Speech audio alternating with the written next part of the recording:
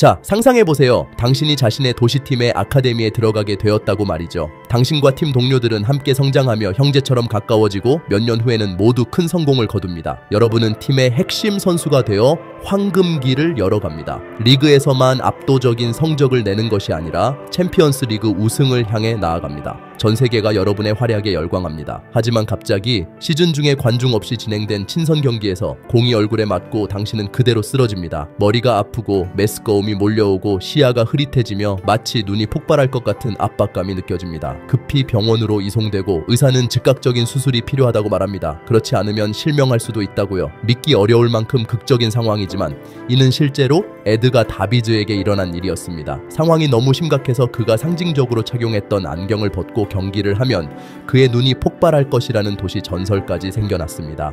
그는 한 번 이렇게 말했습니다. 내가 고통을 느끼지 않은 경기는 단 한 번도 없었지만 그럼에도 불구하고 감독이 뛰라고 말한다면 대답은 항상 하나였습니다.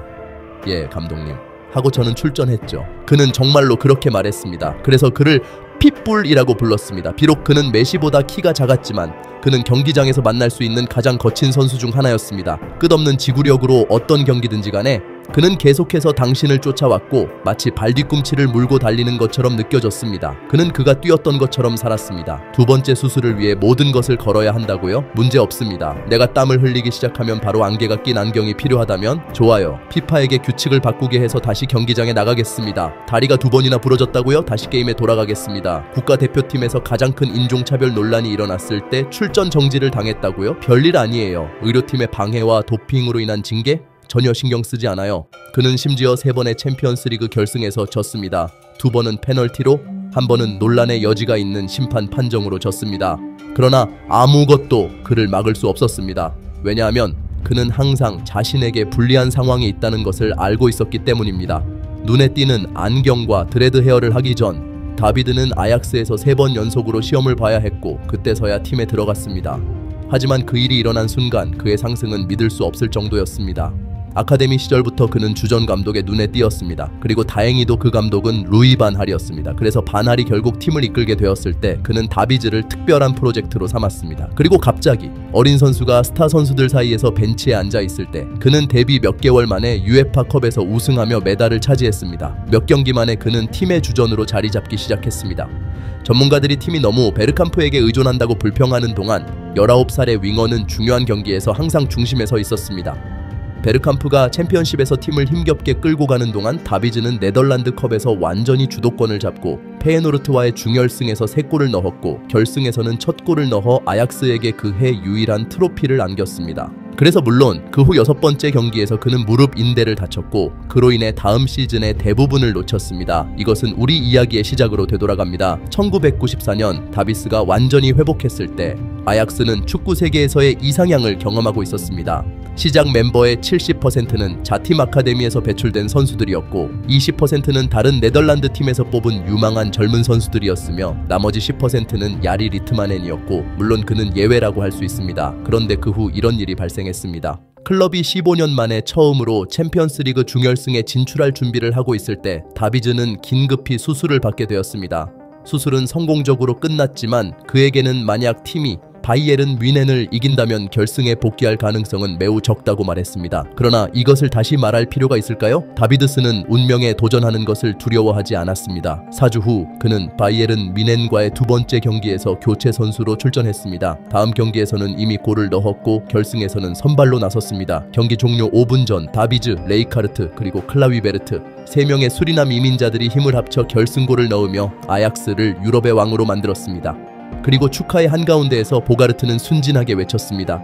이건 너를 위한 거야, 수리남.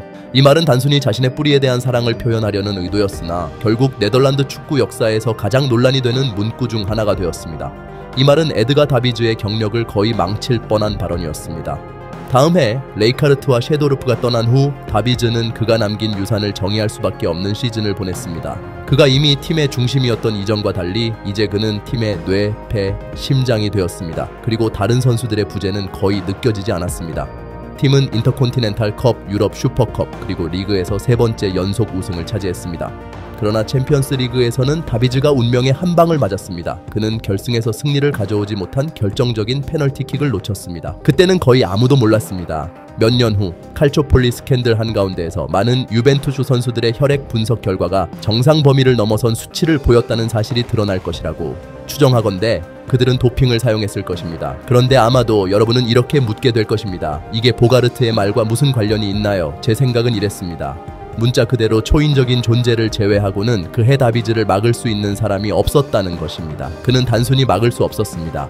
그럼에도 불구하고 히딩크는 그를 그해 네덜란드 국가대표팀의 10경기 중 단 한 번만 선발로 내보냈습니다.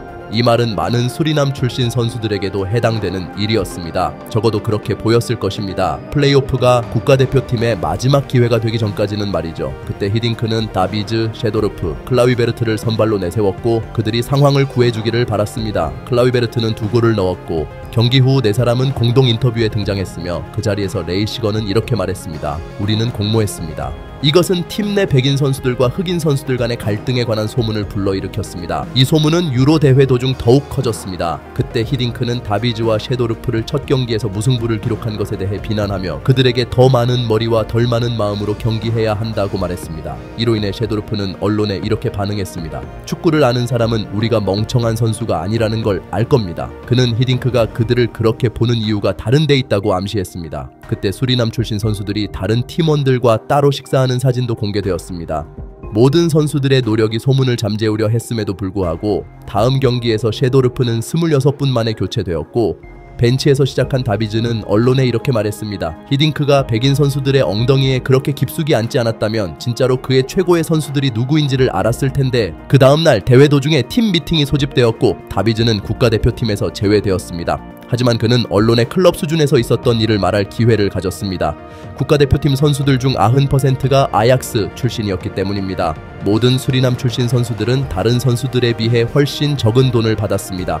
예를 들어 다비즈는 10만, 셰도르프와 클라위베르트는 80만을 받았지만 블린드와 데프루 형제들은 각각 50만을 받았습니다. 당신이 상상할 수 있듯이 모든 일이 일어난 후 다비즈는 아약스에 남을 기회가 없었습니다. 그는 모든 다리를 불태웠습니다. 다행히도 24의 나이에 15개의 타이틀을 차지한 것은 밀란에서 그를 받아들일 만큼 충분히 중요한 업적이었습니다. 그러나 그가 합류했을 당시 클럽은 이미 어려움을 겪고 있었습니다. 11월에 타바레스가 경질되고 사키가 돌아와 다비즈를 벤치에 앉혔습니다. 그러나 그게 부족했던지 그는 곧 발목을 다쳤습니다. 그가 회복되었을 때 밀란은 그와 아무런 관계를 맺고 싶어 하지 않았습니다. 그들은 첫 번째로 제시된 제안을 받아들였고 그것은 300만 파운드였습니다. 이는 윈블던이 웨스트햄에 지불한 존 하트슨의 이자액의 절반에도 미치지 않았습니다. 그것이 얼마나 큰 실수였는지 과소평가하기 어렵습니다. 다비즈와 지단이 만난 순간 그것은 첫눈에 반한 사랑처럼 느껴졌습니다. 리피는 다비즈를 팀의 엔진이라고 말했습니다. 그는 혼자서 팀 전체를 끌고 나갈 수 있었고 그 덕분에 지단은 오직 자신만의 축구를 할 수 있었습니다. 그 결과 유벤투스는 지배적인 팀이 되었습니다. 시즌이 끝날 무렵 그들은 리그에서 다시 선두로 올라섰고 다비즈는 4번째로 챔피언스 리그 결승에 올랐습니다. 그러나 안타깝게도 그는 다시 한번 패배하며 필드를 떠났습니다. 아마도 그 패배는 특히 고통스러웠을 것입니다. 왜냐하면 그 경기에서 셰도르프가 상대팀의 일원으로 있었기 때문입니다. 그럼에도 불구하고 그 여름 2년간 지속되었던 다비즈의 징계가 해제되었고 그는 마침내 셰도르프와 다시 함께할 수 있었습니다. 비평가들은 이것이 1970년대 이후 가장 강력한 네덜란드 국가대표팀이었다고 주장했습니다. 다비즈는 자신을 과소평가한 사람들에게 증명하기 위해 아마도 팀에서 가장 뛰어난 선수로 자리 잡았습니다. 한 경기에서는 마지막 순간에 원거리골로 승리를 이끌었고 또 다른 경기에서는 90분 동안 호나우두를 추격하며 경기를 펼쳤습니다. 그러나 결국 승부차기에 의해 결승 진출이 좌절되었습니다. 분명히 토너먼트의 상징적인 팀에 선정된 것만으로는 그의 야망을 만족시킬 수 없었습니다. 안타깝게도 그 이후 다비즈는 이런 감정에 익숙해져야 했습니다. 실패의 연속에도 불구하고 그는 계속해서 세상을 놀라게 하며 불가능해 보일 때조차 점점 더 나아졌습니다. 그러나 그의 손에 상이 쥐어지는 일은 드물었습니다. 모든 일이 일어난 직후 델 피에로와 지단이 부상을 당했을 때 다비즈는 아마도 그의 커리어에서 최고의 축구를 보여주었습니다. 클럽의 회장인 아니엘리는 그가 라치오와의 경기에서 보여준 활약을 그가 평생 본 것 중 가장 아름다운 것이라고 평가했습니다. 그리고 다비즈는 거의 혼자서 유벤투스를 또 다른 챔피언스 리그 결승으로 이끌었지만 결국 팀은 패배했고 리그에서 7번째로 마쳤습니다. 바로 그때 다비즈의 경력에서 가장 어두운 시기가 시작되었습니다. 그 다음 해 그의 시력이 다시 악화되었고 결국 최종 진단은 녹내장이었습니다. 이는 되돌릴 수 없는 실명의 두 번째로 흔한 원인으로 유일한 해결책은 또 다른 더 복잡한 수술이었습니다. 다비즈는 이렇게 고백했습니다. 정말 무서웠고 나는 정말로 경력을 끝내야 한다고 생각했습니다. 하지만 모든 것은 누구도 예상하지 못한 대로 잘 풀렸습니다. 유일한 변화는 이제 그가 경력 끝날 때까지 보호 안경을 착용해야 한다는 것이었습니다. 안경은 김서리도 끼고 주변 시야를 제한하며 팀 동료들이 그를 놀리기도 했지만 다비즈는 그 안경을 전설적으로 만들었습니다. 결국 안경은 문제가 아니었습니다. 오히려 그의 카리스마를 더해주었습니다. 진짜 문제는 아직 앞에 있었습니다. 그 다음 시즌 리피가 경질되고 팀은 챔피언십 경쟁에서 패배하며 UEFA컵에서 빠르게 탈락했습니다. 여름 유럽 챔피언십에서는 또 다시 준결승에 올랐지만 다시 승부차기에서 패배했습니다. 게다가 경기가 끝날 때 그의 팀은 2개의 페널티킥을 놓쳤습니다. 그리고 다음 해 유벤투스에서 지단이 떠났습니다. 그럼에도 불구하고 다비즈는 마치 지단의 이탈을 팬들이 거의 알아차리지 못하게 하려고 집중하는 것 같았습니다. 그는 4년 만에 팀의 챔피언 타이틀을 되찾아 주었고 이는 그의 맨체스터 유나이티드 또는 아스널 이적에 대한 루머를 불러일으켰습니다. 그러나 시즌이 끝날 무렵 충격적인 뉴스가 전해졌습니다. 다비즈는 도핑 테스트에서 실패했습니다. 그리고 여기서 우리는 운명의 아이러니라고 말할 수 있겠습니다. 우리가 방금 유벤투스에 대해 이야기한 모든 것을 고려했을 때 말이죠. 하지만 상황은 더 복잡했습니다. 다비즈는 테스트 결과를 듣고 정말 충격을 받았다고 주장했습니다. 그는 이렇게 말했습니다. 나는 도핑에 대해 한 번도 생각해 본 적이 없습니다. 나는 내 몸에 무엇을 넣는지에 대해 매우 엄격한 원칙을 가지고 있습니다. 그것은 내 유일한 집이며 내 정신이 담겨 있는 곳입니다. 나는 그것을 소중히 다룹니다. 나는 이 규칙을 그렇게 철저히 지켜서 때로는 의사들이 나와 일하기 힘들어할 정도입니다. 나는 술을 마시지 않고 초콜릿도 먹지 않으며 심지어 독감 예방주사도 맞지 않습니다. 그렇다면 그가 거짓말을 할 수 있었을까요? 자, 의사의 말에 따르면 유벤투스의 의무팀은 그 논란이 일어난 후 클럽의 의료 파일을 검토하면서 선수들을 빈혈 같은 작은 질병으로 치료하거나 비타민 주사를 주는 일이 자주 있었다고 합니다. 그러나 이러한 치료 후 선수들의 혈액 검사 결과는 종종 비정상적인 수치를 보였습니다. 안토니오 콘테 역시 이를 언급하며 항상 그 뒤에 더 큰 일이 있을지도 모른다고 의심했다고 고백했습니다. 그래서 결론은 자연스럽게 도출됩니다. 다행히도 다비즈의 경력에 위협을 주었던 16달의 징계는 결국 단 4달로 줄어들었습니다. 하지만 솔직히 말하자면 그의 가장 큰 걱정은 월드컵에 출전하지 못할 수도 있다는 것이었습니다. 대회 시작 전까지는 허락되었지만 예선 경기는 결국 그가 빠졌고 그가 없이는 팀이 월드컵에 나가지 못했습니다. 그래서 그것이 더 이상 중요하지 않게 된 것 같았습니다. 다비즈가 30살이 되었을 때 대부분의 팬들은 그가 이제 모든 충격을 겪은 후 드디어 하락세를 보일 것이라고 생각했습니다. 그러나 그는 에드가 다비즈였기에 대신 아마도 그의 커리어에서 가장 뛰어난 시즌을 보냈습니다. 그리고 연말이 다가왔을 때 그는 다시 챔피언스 리그 결승에 올랐습니다. 경기 시작 후 약 1시간쯤 득점이 없었지만 다비즈는 이미 경기장에서 최고의 선수 중 한 명으로 꼽혔습니다. 그러나 그는 부상을 당하고 경기를 떠나야 했습니다. 그럼에도 불구하고 BBC는 그의 활약을 영감을 주는 더 굶주린 그리고 지단보다 훨씬 더 영향력 있는 것이라고 묘사했습니다. 하지만 결국 그 역시 또 다시 승부차기에서 패배했고 그는 다시 한번 그의 오래된 친구가 트로피를 들어 올리는 것을 지켜봐야 했습니다. 지단은 세계의 다른 클럽에서 챔피언스 리그를 우승한 첫 번째 선수가 되었습니다. 이 작은 변화가 큰 영향을 미쳤다는 사실은 피할 수 없으며 만약 그때 조금만 달랐다면 지단의 유산은 다비즈의 것이었을지도 모릅니다. 그럼에도 불구하고 그의 경력은 여기서 끝나지 않았습니다. 그에게는 바르셀로나 역사에 영원히 변화를 일으킬 새로운 단계가 기다리고 있었습니다. 그래서 유벤투스는 재건을 시작했고 시즌 중반에 다비즈를 바르셀로나에 임대 보내기로 합의했습니다. 그 당시 카탈루냐 클럽은 이미 오랫동안 어려움을 겪고 있었고 5년 동안 트로피를 하나도 따지 못하고 있었습니다. 그들은 막 호나우지뉴를 영입하며 그가 모든 문제의 해결책이 될 것이라고 기대했습니다. 하지만 대신 팀은 15경기를 치른 후 5승리를 거두며 11위에 머물렀습니다. 보통 그랬듯이 시즌은 이미 구제불능처럼 보였고 프랭크 레이카르트 감독은 해임 직전이었습니다. 그러나 그때 다비즈가 오면서 모든 것이 변했습니다. 팀은 15경기 동안 단 한 번의 패배도 없이 경기를 진행했습니다. 시즌 막판에는 셀타비고와 사라고사에게 패하며 챔피언십을 놓쳤지만 다비즈는 레이카르트의 자리를 지킬 수 있게 했고 바르셀로나의 유럽 지배를 위한 기초를 마련했습니다. 안타깝게도 다비즈는 그곳에 영원히 있지 않았습니다. 그는 정말로 챔피언스 리그를 우승할 자격이 있었는데 말입니다. 그러나 그 대신 그의 경력에서 진정한 미친 부분이 시작되었습니다. 바르셀로나 이후 다비즈는 인테르로 이적했습니다.